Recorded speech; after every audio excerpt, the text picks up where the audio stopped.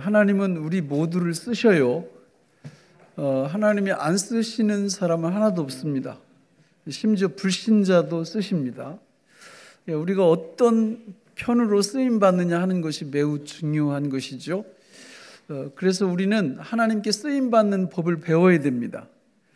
배우지 못하면 잘못된 곳에서 쓰임을 받을 수 있습니다.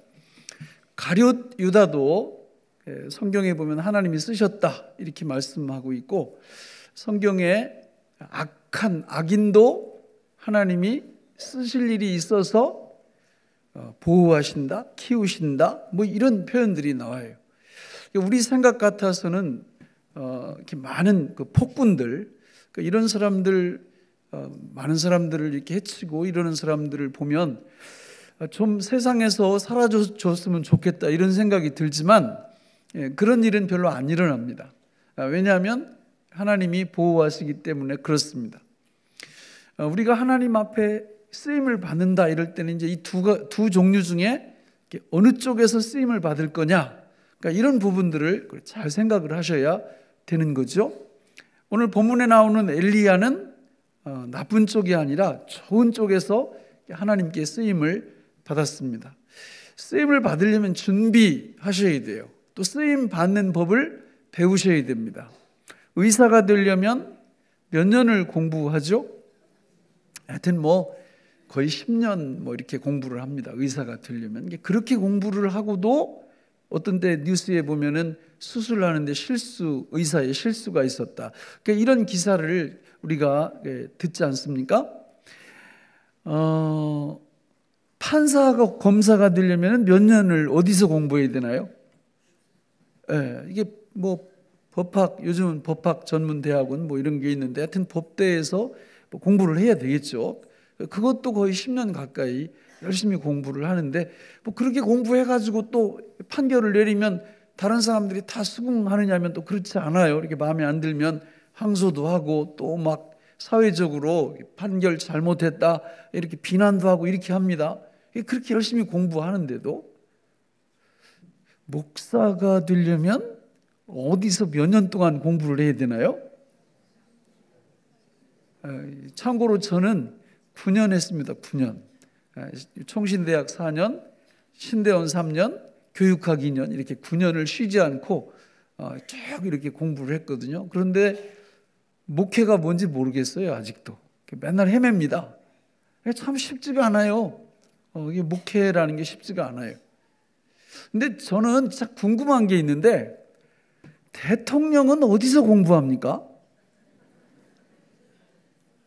가만히 생각을 해보니까 대통령은 정말 중요한 자리인데 공부하는 데가 있어요, 없어요? 없어요. 그래서 제가 대학 하나 만들어서 대통령 학과를 하나 만들어야 되겠어요. 여러분, 이거 심각한 일이에요. 대통령 학에 대해서 공부한 적도 없는 사람들이 대통령을 하니까 국민들이 너무 힘든 거예요. 우리나라만 그런 게 아닙니다. 전 세계적으로 마찬가지예요. 요즘 어떤 신문 보니까 어떤 나라에서는 코미디언이 대통령 됐다고 그러더라고요. 웃겨. 코미디언이 대통령 됐으니까 웃기겠죠. 그거 얼마나 잘 웃기겠어요. 그건 아닌데. 이게 왜 이럴까? 이 세상이라는 곳이 그런 곳입니다, 여러분. 세상이라는 곳이, 이게 우리가 대통령 될 분들은 대통령 학과도 좀 나오고 이래서 대통령이 갖춰야 될, 옛날에는 제왕학 이런 것도 좀 있었던 것 같은데, 그 고전 읽어보면. 지금은 그런 것도 없고, 그냥 아무나 되는 거예요, 아무나. 원하면. 또 우리도 또 그런 거 안 물어요. 묻지도 따지지도 않고 나오면 표 찍어가지고 이렇게 시켜줍니다. 그러니까 대통령이 뭐 하는 줄을 잘 몰라요, 대통령들이. 그러니까 대통령 하는 법을 배운 적이 없으니까 고생은 누구만 열심히 한다? 우리만 고생을 열심히 하는 겁니다. 여러분, 신자도 마찬가지예요. 하나님을 어떻게 믿는 것인가 배워야 됩니다. 하나님을 어떻게 섬길 것인가, 믿음 생활 어떻게 할 것인가 정상적으로 잘 배우지 않으면 우리도 하나님을 잘못 섬겨요.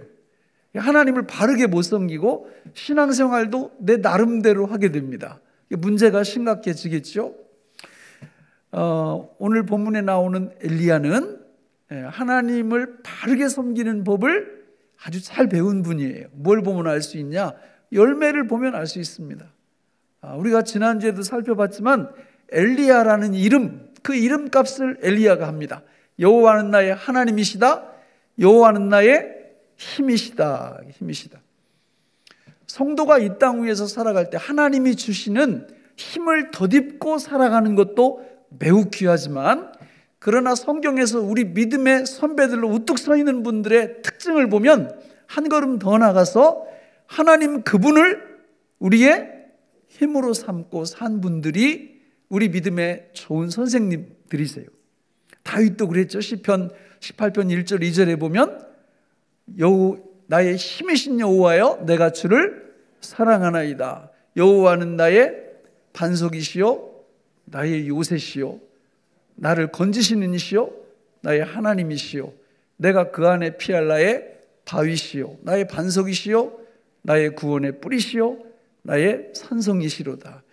그분이 친히 나의 이렇게 해서 힘이 되어주신다는 거예요. 그러니까 이런 사람들은 하나님 섬기는 법, 신앙생활 하는 법을 정상적으로 잘 배운 거예요. 잘 배웠다 보니까 하나님 그분이 힘이 되어주시니까 천하무적이 되는 거죠. 바르게 안 배우면 하나님을 힘으로 이용한다 그러면 조금 좀 어감이 안 좋죠. 그죠? 하나님의 능력을 덧입질 못해요. 그러나 하나님 섬기는 법을 바르게 배우면 제가 늘 말씀드리는 99대 1의 역사, 나는 1밖에 안 되지만 하나님의 놀라운 능력이 30배, 60배, 100배 나한테 오게 돼 있어요. 그 믿음 생활을 정상적으로 하면 그렇게 됩니다. 엘리야가 우리의 아주 멋진 믿음의 선생님으로서 우리 앞에 서 있는 거죠. 그 이름부터가 뿐만 아니라 이제 오늘 쭉 엘리야가 나오는 이 본문들을 보면은 정말 멋져요. 우리 1절을 같이 한번 읽어보실까요? 시작. 길르앗에 우거하는 자 중에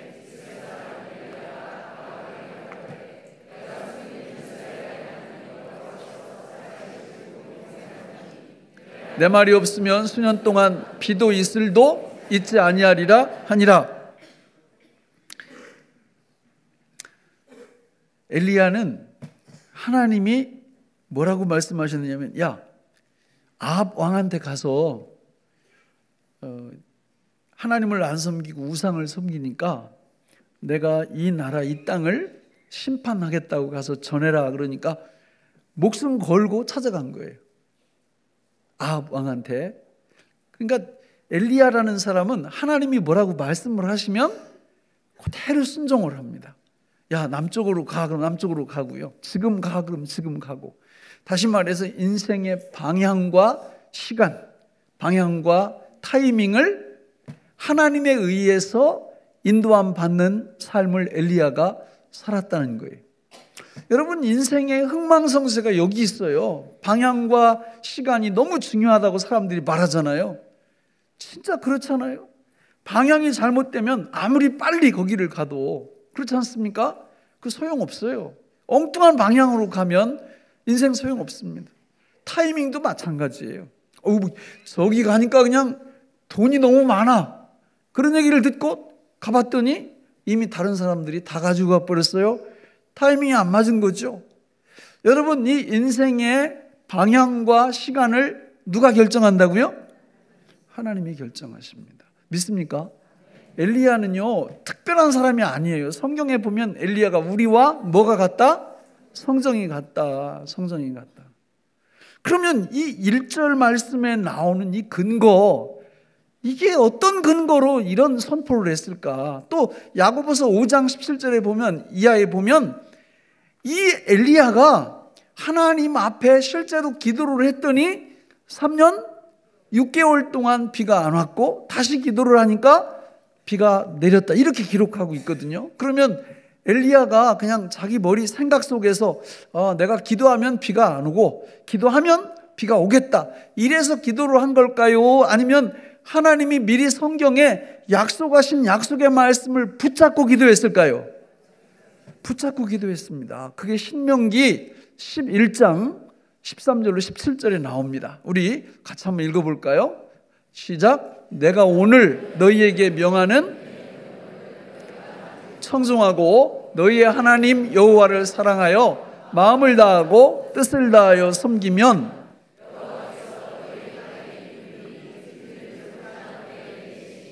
너희가 곡식과 포도주와 기름을 얻을 것이요 또 가축을 위하여 들에 풀이 나게 하시리니 내가 먹고 배부를 것이라. 너희는 스스로 삼가라. 두렵건대 마음에 미혹하여 돌이켜 다른 신들을 섬기며 그것에게 절함으로 여호와께서 너희에게 진노하사 하늘을 닫아 비를 내리지 아니하여 땅이 소산을 내지 않게 하심으로 여호와께서 주신 아름다운 땅에서 속히 멸망할까 하노라. 하나님이 모세에게 이미 몇백 년 전에 저 말씀을 하신 거예요. 하나님을 잘 섬기면 축복의 대명사, 그게 뭐예요? 곡식과 포도주와 기름이에요. 그러니까 구약 성경에 그 말이 떴다 그러면 하나님의 축복이 임한다는 사인이에요. 근데 곡식과 포도주와 기름, 이거는 어떻게 할 때 임하는 겁니까? 이른 비와 늦은 비가 적절한 때에 내려와야 곡식과 포도주와 기름이 생기거든요. 그 농산물들이잖아요. 그것들이 다. 그런데 만약에 하나님을 안 섬기고 우상을 섬기면 곡식과 포도주와 기름의 축복이 멈추는데 왜 멈추느냐? 하늘이 닫혀. 뭐가 안 와요? 비가 안 와. 이른 비 늦은 비가 안 온다 그 말이에요. 그렇게 하겠다고 하나님이 신명기서에서 미리 약속을 하셨는데 엘리야가 지금 나라 꼴을 보니까 왕부터 시작해서 모든 국민들이 하나님을 믿지 않고 누구를 섬기고 있어요? 우상을 섬기고 우상을. 그래서 엘리야가 이건 아니다. 그리고 이제 기도를 이 말씀을 붙잡고 하는데 야고보서 5장 17절 말씀에 보니까 기도를 어떻게 했냐? 같이 읽어볼까요? 17절 시작. 엘리야는 우리와 성정이 같은 사람이로되 그가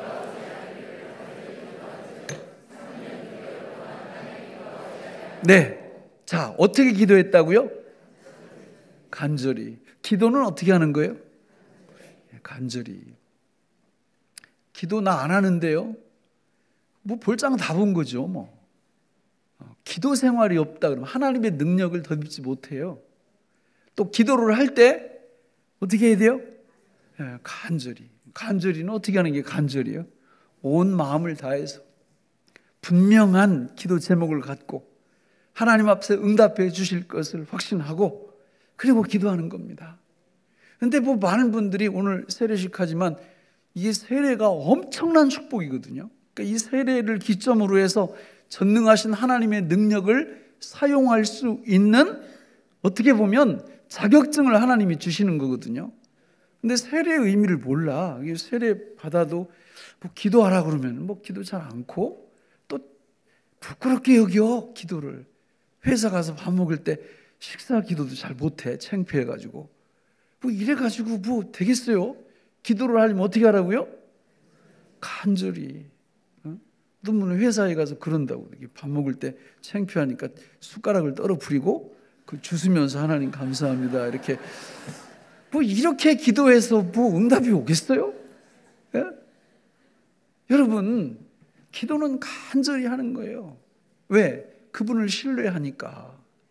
엘리야가 그런 분이었어요. 그래서 그렇게 기도를 말씀의 근거를 두고 간절히 하나님께 기도하니까 진짜 3년 6개월 동안 하늘이 닫혀서 이른 비 늦은 비가 오지 않고 곡식과 포도주와 기름의 축복이 더 이상 임하지 않게 된 거죠. 엘리야는 하나님이 하라는 대로 해요. 어린아이 같아, 어린아이. 이게 성경 쭉 읽어보면 진짜 너무 멋있네. 이렇게 하라는 대로 해, 하라는 대로. 아합한테 가서 얘기해. 그러니까 아합한테 가서 이게 딱 얘기하고 얘기 끝나고 딱 나오니까 하나님 그 다음에는 어떻게 할까요? 기도하니까 하나님이 그렇게 걸음걸음을 인도해 주십니다. 너무 재밌어요. 여기 성경을 쭉 읽으면. 우리 17장 2절로 5절을 같이 읽어볼까요? 시작. 엘리야에게 임하여 이르시되 너는 여기서 떠나 동쪽으로 가서 요단 앞 그릿 시냇가에 숨고 그 시냇물을 마시라. 내가 까마귀들에게 명령하여 거기서 너를 먹이게 하리라. 그가 여호와의 말씀과 같이 하여 곧 가서 요단 앞 그릿 시냇가에 머물매. 그러니까 우리 생각 같아서는 그냥 야, 너 아합과 관련된 일이 있어서 시작은 여기고 과정은 여기고 끝은 여기고 이렇게 쭉 끝까지 가르쳐 주시면 좋겠는데 그렇게 안 가르쳐 주시고 한 걸음이 끝날 때, 한 과정이 끝나면 그 다음 과정을 가르쳐 주시고 인도해 주신다는 거예요.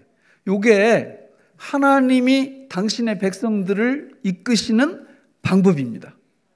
우리는 뭘 원해요? 한 번에 끝까지 보기를 원해요. 우리 인생길 끝까지 보기를 원해요. 그거 불행. 보여주시지도 않으세요. 끝까지 안 보인다고 어떻게 합니까? 막 원망하고 불평하고 짜증내고 그럽니다. 근데 성경을 보면 여러분, 하나님은 한 번에 한 걸음씩 그 걸음 딱 디디면 거기서 다음 단계를 가르쳐줘요. 성경에 이런 이야기들이 너무 많아요. 이스라엘 백성들이 출애굽해서 광야에서 40년 있다가 젖과 꿀 이르는 가나안 땅으로 딱 들어갈 때 뭐 광야 움직일 때도 구름 기둥 불 기둥이 그냥 딱 움직이다 딱 멈추면 거기 서야 되는 거예요. 그 인도하는 방법이 그런 겁니다. 요단강 갈라질 때도 어떻게 했어요? 하나님이 제사장들이 언약궤를 딱 같이 이렇게 짊어지고 요단강에 발을 딱 디디면 요단강 물이 갈라지게 하겠다 이렇게 말씀을 하셨거든요. 그러니까 그 다음에는 어떻게 할지 몰라요. 가서 뭐 여리고가 있는지 뭐가 있는지 이런 거 모릅니다. 근데 제사장들이 그 말씀에 순종을 딱 하니까 어떻게 돼요? 요단 강물이 딱 갈라지는 겁니다. 그래서 거기를 딱 건너가니까 하나님이 다시 말씀하시는 거예요. 야, 첫 번째 만나는 보이는 여리고성은 13바퀴를 돌아야 돼. 그러니까 13바퀴 또 도는 거예요. 딱 도니까 그 성이 와르르 무너지는 겁니다. 그러니까 하나님의 인도하심은 이렇게 처음부터 끝까지 다 보여주는 게 아니라 어디까지? 한 단계 한 단계, 한 걸음 한 걸음 보여주심을 잊으시면 안 됩니다. 제가 20살 때 예수님 믿고 이제 뭐 막 이렇게 불이 붙어가지고 전도하다 보니까 하나님이 이렇게 신학의 길로 저를 이렇게 이끄시는데 뭐 학력이 뒷받침이 되나 돈이 뒷받침이 되나 아무것도 없어요.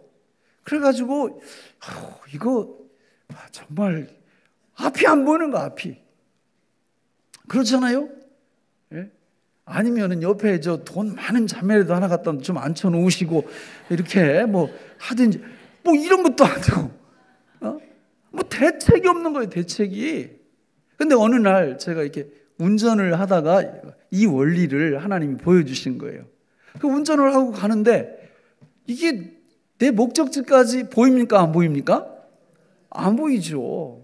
그럼 목적지까지 안 보인다고 안 갑니까? 아니잖아요. 어디까지 가면 돼요? 그 보이는 데까지 가면 되는 거예요. 한 단계, 한 발짝. 그래서 거기까지 가보니까 또 뭐가 보여요? 또 보이는 데가 있어요. 계속 가다 보니까 인생의 그 목적지까지 이렇게 도착할 수가 있겠더라고요. 저는 그 이후로는요, 그것과 싸움이에요. 그러니까 나의 죄성은 뭔가 더 두 발짝, 세 발짝 더 멀리 것을 자꾸 보려고 그러지만 하나님이 안 보여주시거든요. 나한테 보여주시는 한 발짝, 한 단계만 딱 가면 거기서 분명히 하나님이 또 인도하세요. 믿습니까? 저는 지금도 제가 만든 철학이 그래서 길의 철학이에요. 길의 철학. 저는 지금도 이런 말씀에 근거해서 멀리 보지 않아요.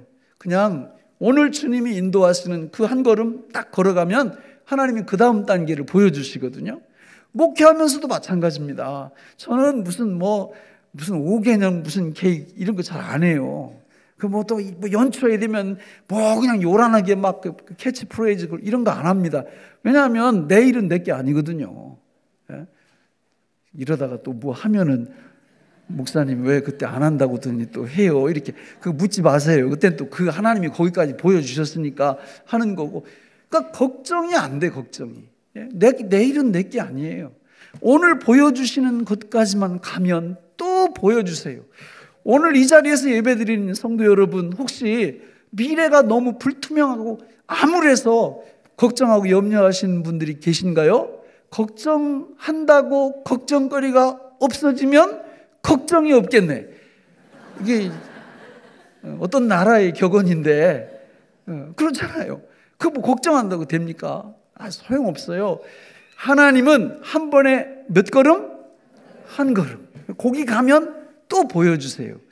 여러분, 오늘 미래가 걱정되시는 분들이 계시면 끝나고 나가서 교회 마당이라도 쓰세요. 고민하지 마시고, 그리고 자원봉사라도 하시고 주님이 보여주시는 그만큼 해보세요. 가보세요. 거기서 주님이 또다시 우리의 인생길을 이끌어 주실 줄로 믿습니다. 인생길은 이렇게 가는 거예요. 엘리야가 신앙생활하는 방법이 이런 방법입니다. 그러니까 그 삶 속에 감사가 넘치죠. 순종만 하면 하나님이 길을 여시니까, 앞길을 보여주시니까 이런 축복을 받으시기를 바랍니다. 근데 엘리야가 순종하는 과정은 결코 쉬운 과정이 아니에요. 우리 2절부터 6절까지 한번 다시 읽어볼까요? 시작. 여호와의 말씀이 엘리야에게 임하 이르시되 너는 여기서 떠나 동쪽으로 가서 요단 앞 그릿 시냇가에 숨고 그 시냇물을 마시라. 내가 까마귀들에게 명령하여 거기서 너를 먹이게 하리라. 그가 여호와의 말씀과 같이 하여 까마귀들이 아침에도 떡과 고기를 가져왔고 그가 시냇물을 마셨으니. 여러분, 거기까지만, 6절까지만. 그릿 시냇가로 가라고 그랬잖아요. 우리가 여러분 성경을 그냥 그릿 시냇가로 가래 그러면 우리 그 이미지가 어떤 이미지가 떠올라요? 대부분은 캠핑 장소 떠오를 거예요. 그릿 시냇가, 그렇죠? 앞에 초원이 있고 시냇물이 잔잔하게 흐르고 뒤에 야산이 있고 이런. 그러니까 뭐 글자 그것만 보면. 근데 성지순례 가보시라고요. 그릿 시냇가 가면 협곡이에요, 협곡. 독사, 전갈, 우리를 공격하는 이런 그 야생동물이 우글우글한 그런 곳입니다. 그런 곳. 거기로 가라는 거예요. 거기로. 그러니까 엘리야는 하나님이 가라고 하시면 어떻게 한다고요? 그냥 가는 거예요. 신앙이란 이런 겁니다. 신앙이란. 더 난관이 또 있어.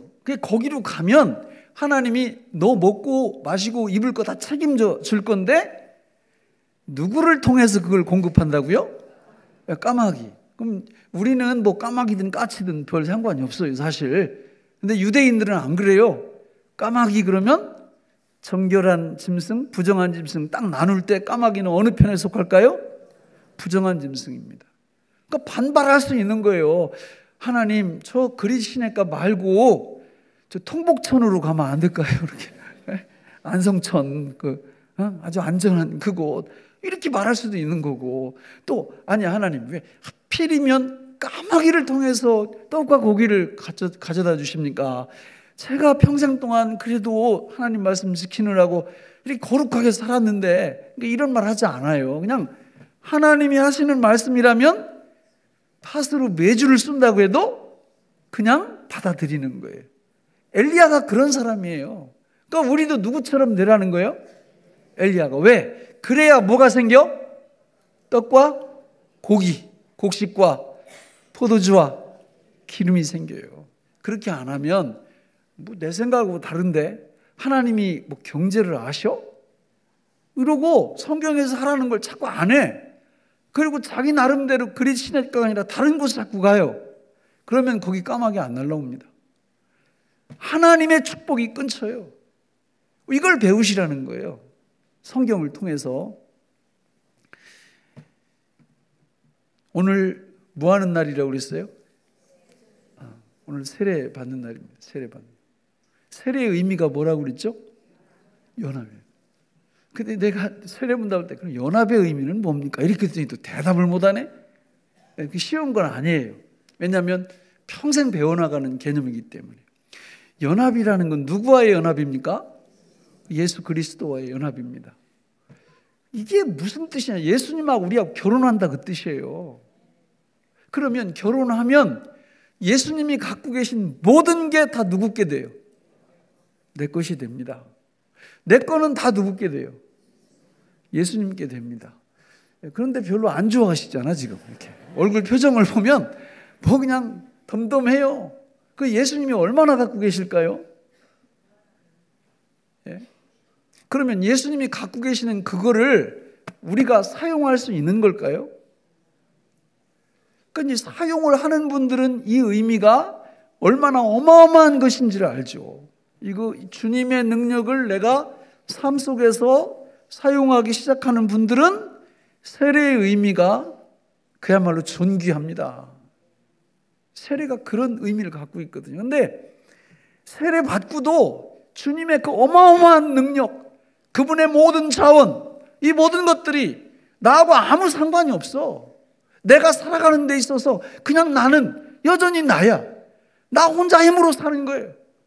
그런 분들이 적지 않습니다. 오늘 제가 설교를 할 때 여러분 인생의 방향과 속도가 중요합니다. 하나님이 우리의 인생길을 한 번에 한 걸음씩만 인도합니다.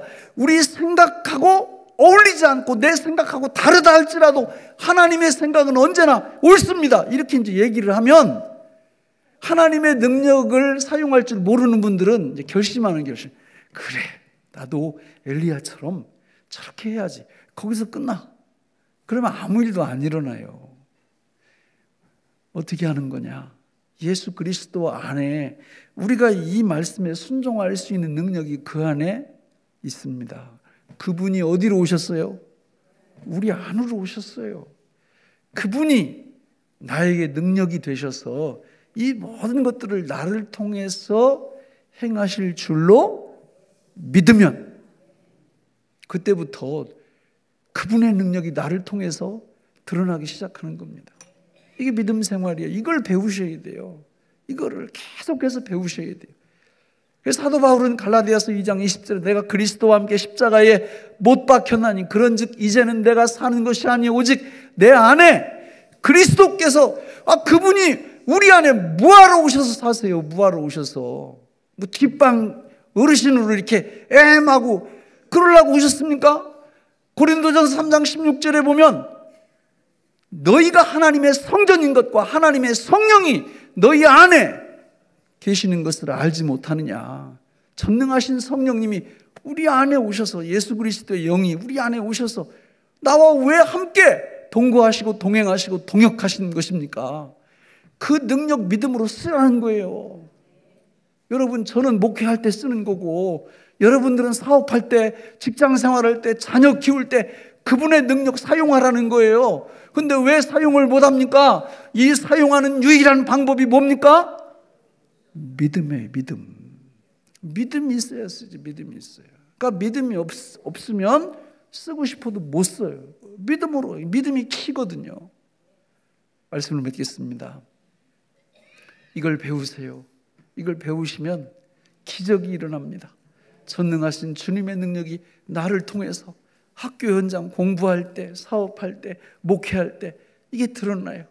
그래서 내가 한 일 정도 하면 주님이 30배, 60배, 100배의 축복을 부어주셔서 이런 고백하죠. 내가 다른 모든 사도들보다 더 많이 수고하였으나 내가 한 것이 아니요 나와 함께 하신 하나님의 은혜로라. 이런 고백 속에 살아가시기를 예수님 이름으로 축원합니다. 기도하겠습니다. 하나님 아버지, 오늘 우리에게 주신 이 말씀이 생명의 양식이 되게 하여 주옵소서. 예수님 이름으로 기도하옵나이다. 아멘.